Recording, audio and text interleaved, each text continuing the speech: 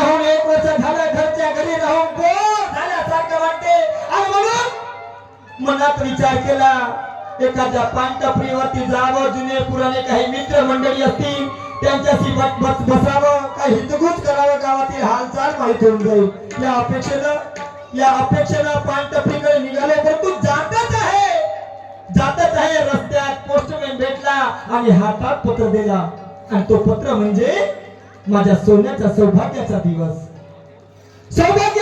उगवला की काय. मला बँकेमध्ये नोकरी लागली, तब्बल 1 लाख रुपये महिन्याची. प्रश्न आहे इकडे आग आणि तिकडे विहीर, करू तर काय करू रे, करू तर काय करू. नवीन लग्न झालं, लग्न होताच काही वेगळी कंडिशन घरामध्ये आहे आणि त्या कंडिशन मध्ये मी माझ्या नवीन असलेल्या पत्नीला इथं सोडून कसं काय जावं. एक काम करतो, घराकडे जातो, माझ्या आईची माझ्या बायकोची विचारणा करतो आणि मग त्याच्यानंतर पुढचा निर्णय घेतो. जातो आया पाहुणे वापस घराकडे. आई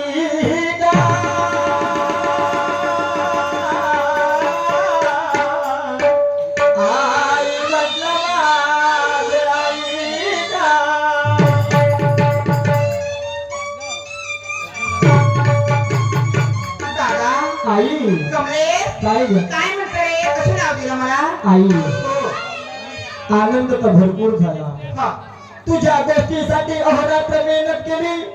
एवढ्या दिवसाच्या विधवापणात राहून मला आपल्या डोक्यावरचा सेव कमळ गुंडाळली आणि माणसासारखी खंबीर होऊन मला लहानाचं मोठं केलं. मनाजोगा शिक्षण जेवढं शिकायचं म्हणलं तेवढं शिक्षण शिकायला लावली. मोठ्या मेहनतीला मोठ्या कष्टाला मोठ्या कोणतीला तू इथपर्यंत मला आणली.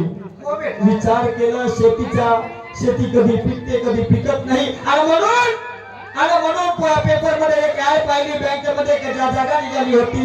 अर्ज भरला.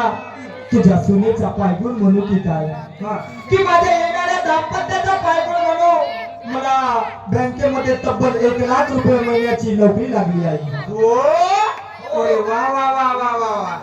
अरे मी नेहमी अगरबत्ती लावायची, पूजा करायची, पण माझ्या भक्तीने यश मिळाला कमलेश. दुर्गा मा, काली मा, गणपती बाबा मी रोज अगरबत्ती लावीन. पण माझ्याकडे लावत होती ना, माझ्या मुलाला नोकरी मिळायला पाहिजे, खूप शिकल्या पाहिजे. हे काय पिकली तर शेती, नाही तर हाती आली माती. आज तुझ्या भक्तीला यश आलं आहे. हो बेटा. तर काय म्हणा तुझं? प्रश्न असा आहे, आजच्या आज इथून निघून उद्या ड्युटीवरती रुजू व्हायचं आहे. अचानकच माझ्या हातात उशिरा पत्र मिळालं आणि त्याच्यामुळे मला विचारही करायला वेळ मिळाला नाही. करू तर काय करू आणि म्हणून मी धावत पळत तुझ्याकडे आलो. आई सांग ना काय करू मी. दादा आता विचारायला मला, कारण तुला नोकरी लागली, तू बाहेर गावी जाशील, नवीन वस्ती नवीन सिटी, पण त्या सुनबाईला घेऊन जाशील. तू राहशील कुठं, कोणी नाही काही नाही. तू सगळं तू आता पहिले विषय एका चालला का, सुनबाईला माझ्या जवळ ठेव, कारण पुणे आहे ना. हो आपला तब्येत बिघडली, पुण्याला घेऊन मी दवाखान्यात नेईन सुनबाईला. अच्छा, सगळं सांभाळत पुण्या कास्तकारी वगैरे मी घरदार सांभाळते. सुनबाई आहे असं का? हो. ठीक आहे, तुझं म्हणणं आहे ना, तर ठीक आहे, मी नाही घेऊन जाणार तिला, पण सांभाळ करशील ना आई व्यवस्थित तिच्या. हो बेटा, फिकर नाही करायचं. ठीक आहे, मग मी जातो तिच्याकडे. हा, एक शब्द माझ्या सुनबाई सोबत बोलून दे. बरोबर, ठीक आहे, जातो तिच्याकडे, बोलतो प्रेमाने तिच्यासोबत. अगे मा, मी तो हेच मुक्का पाहत होती बाई. मी म्हणाली माझ्या भावाची मुलगी माग, तर नाही, याच्यामध्ये दुसरं होतं म्हणून माझी गोष्ट ऐकलं नाही. पण माझ्या मनात होतं का माझ्या भावाची मुलगी तू नाही मागास कमल्या, पण माझं नाव मंजूर आहे. माझं नाव मंजूर आहे. कसं माझ्या मनात होतं माझ्या भावाची मुलगी नाही मागला ना, पण हिला तुझ्या बायकोले घरी टिकू देणार नाही.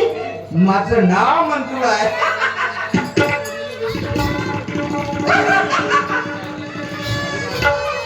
ओके माय, आता मी काटा काढणार बाई. आता मी काटा काढणार. माझं नाव मंजुळा. माझं नाव मंजुळा कमल्या. तुझ्या बायकोले भरू देणार नाही 7व्या महिन्याचा हिरवा चुडा. माझं नाव मंजुळा, नाही भरू देणार हिरवा 7व्या महिन्याचा चुडा.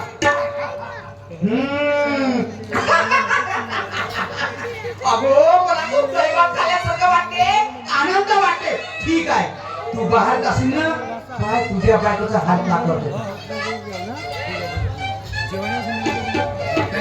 हा आदरणीय बांतेजी पोलीस हवालदार साहेब, पोलीस स्टेशन लाखणी.